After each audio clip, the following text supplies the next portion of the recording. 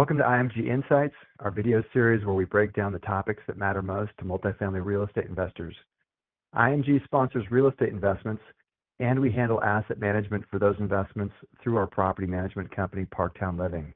Today's topic is one at the center of technology news, which is artificial intelligence, and specifically what it means for the apartment communities you're invested in. I'm Dave Mikkelsen, IMG's Director of Investor Relations, and joining me today is Karla, Concha, Director of Operations and Asset Management. Karla, you sit at the intersection of accounting, property systems, and day-to-day operations. So you've been in the middle of how we're rolling out AI tools. Thanks for being here and sharing your expert perspective. Thank you for having me, Dave. It's a good time to be having this conversation. We started bringing AI into our work in late 2024, so I'm happy to share a bit of where we're at today and some of the things we've learned along the way. Good background. Well, let's start with the big picture. Sometimes AI feels more like a buzzword than a business tool. Where is IMG and Parktown Living with the application of AI? A lot of companies are still in the dabbling phase, and the buzzword energy is real. But IMG and Parktown Living are past that. AI is already integrated into our workflows, and we're at the point where the work is less about testing the tools and more about getting genuinely good at using them. Well, I want to walk through three areas where we're seeing the most impact: resident engagement, accounting, and market intelligence. Karla, let's highlight these subjects one at a time.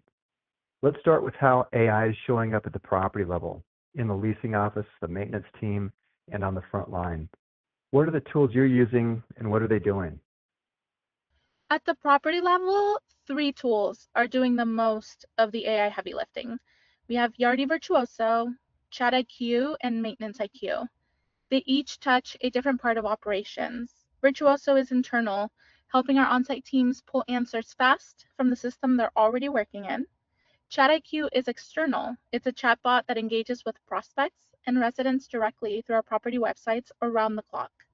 And last but not least is Maintenance IQ, and that's for our maintenance techs out in the field. They use Maintenance IQ for inspections, inventory control, and they can even photograph a problem of the work order module. And AI not only helps to diagnose it, but can also draft the work order notes for them. I want to make sure our viewers understand the virtuoso piece because it's probably the least obvious one. This isn't something residents interact with. It's a tool for your on-site team. What does that look like in practice? Sure, Virtuoso lives inside the systems of our leasing teams, their CRM, their leasing workflow, and it works alongside them throughout the entire day. It surfaces what needs attention, sorts tasks by priority, even reads through voicemails and flags which ones need a response first. The teams can open up their app and they see exactly where to start their day, which lead hasn't been contacted yet, who's ready for a follow-up, which showing will still need notes. It takes the guesswork out of their day so they can spend their energy on the person in front of them rather than choosing between touring the property and being at their desk. Great. It's like a personal assistant. And Chat IQ, it's on the other side. It's the one talking to prospects and residents directly. How do you make sure that feels like Parktown and not like somebody's chatting with a generic chatbot? Honestly, that was a challenge. A generic bot can answer questions, but it doesn't represent who we are. So when we built ChatIQ, we built it on a service-oriented bank of answers that reflects how we actually train our people. Our on-site teams go through service and sales training, that's the Parktown standard, and the bot is an extension of that. Same tone, same care, same standards. It's not a replacement for our people, it's trained by them. And to give you a sense of scale, since ChatIQ went live last year, it's answered more than 16,000 prospect questions. That is 16,000 moments where someone got a fast, on-brand answer, many of them outside business hours, freeing our leasing teams to focus on the prospects who needed a human to tour with them or to sit down and have a conversation with them in the leasing office. And that's an important distinction. The goal isn't to remove the human element. It's really to make sure the human element is focused where it matters most. Okay. Let's move to accounting. This might be where the benefits are least visible to an outside observer, but potentially most meaningful in terms of saving time and verifying accuracy. What's happening in accounting? A great place to start is our bank reconciliations. We reconcile all of our operating accounts daily, and AI now handles the one-to-one matching automatically. Our accountants focus only on the exceptions, which are the items that actually need a human eye. This is saving us more than 50 hours per month. That kind of automation, multiplied across the close cycle, gives our team the breathing room that they need, especially at month end when the reporting deadlines are tight. And anything that reduces manual input is going to have a direct effect on how fast we're getting reporting out the door. So what about beyond reconciliation? Are there other examples? Yes.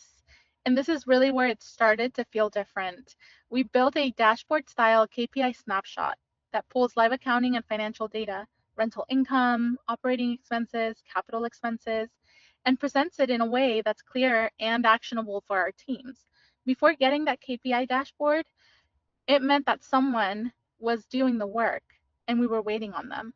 Now it's just there when we need it. That changed the rhythm of our business. We're not waiting until full financials are produced to see where we need to focus. We're seeing it in real time and we can act on it sooner. That's a good illustration for our viewers of what using AI really looks like in practice. It's an example of typing a prompt and getting 45 minutes of work done in 3 minutes. What would you say to somebody who's skeptical that the output is reliable? It's a fair question, honestly, and the integrity of our data is something we take very seriously. If you're going to use AI, you have to know what good looks like. The team members getting the most out of these tools are the ones who already understand the work deeply, and trust me, they can tell when something is off. I'm a strong believer that AI accelerates expertise, it doesn't replace it. We've built a review process around every AI assisted workflow, and we treat the output like a strong first draft, but never a final answer. That's the responsible way to use it, and why having an experienced team matters more in an AI-enabled environment, not less. The third area is market intelligence. For investors, this is one that's probably the most interesting to understand how we position our properties and investments, how we're understanding the competitive landscape, and how we're making sure our properties are priced and marketed right.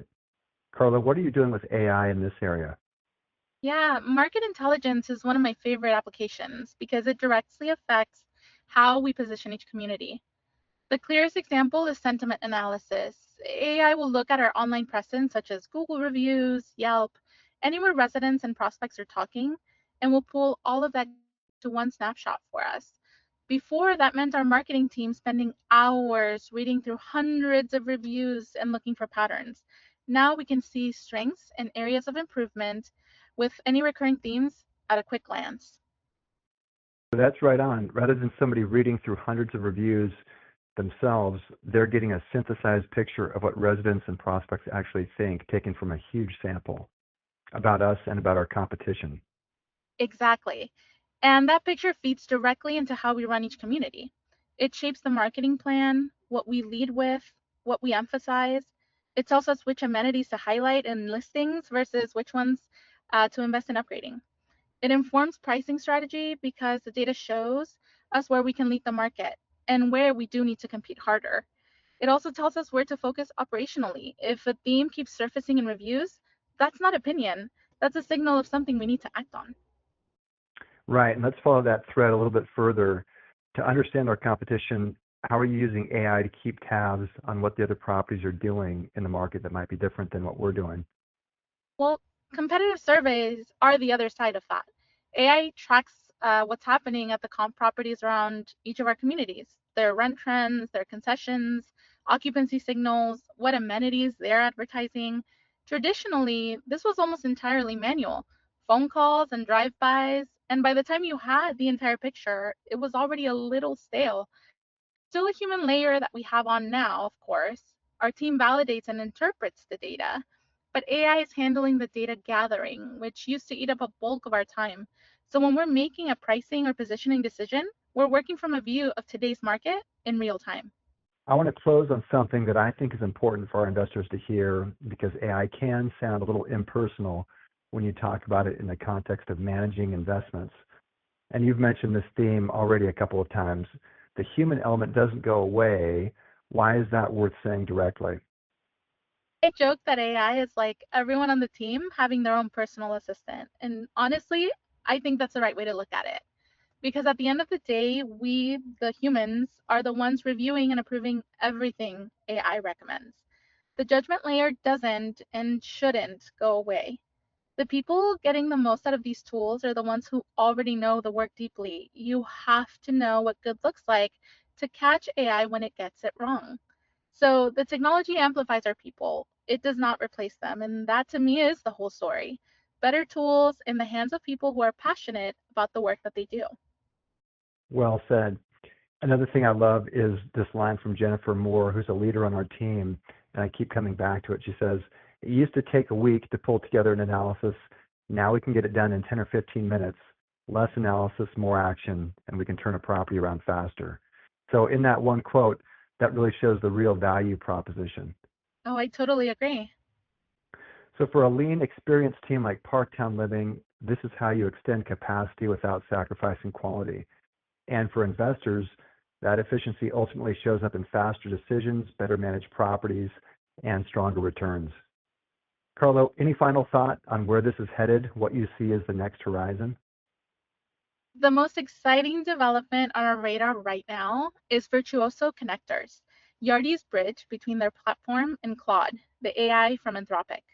It was announced last year and is rolling out now. What it means for us is pretty significant. That's going to bring Claude's strengths in financial analysis and data work directly into our property management software we already use.